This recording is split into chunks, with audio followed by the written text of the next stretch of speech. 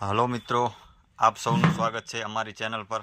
આજે આપણે વાત કરવા જઈ રહ્યા છીએ એક મહત્ત્વના વિષય પર કે સોનું અને ચાંદીના ભાવમાં વધશે કે નહીં વધે। હાલમાં બજારમાં સોનું અને ચાંદીના ભાવમાં સતત ફેરફારો જોવા મળી રહ્યો છે।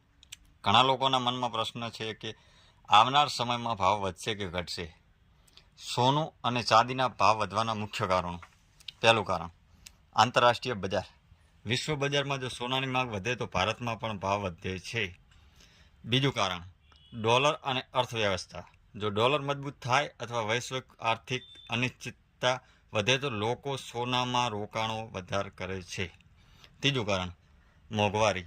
મોંઘવારી વધે ત્યારે સોનું એક સુરક્ષિત રોકાણ માનવામાં આવે છે।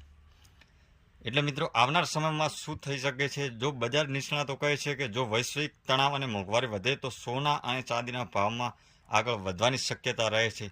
પરંતુ મિત્રો, યાદ રાખજો કે બજાર હંમેશા બદલાતું રહે છે, એટલે રોકાણ કરતા પહેલા સંપૂર્ણ માહિતી લેવી જરૂરી છે।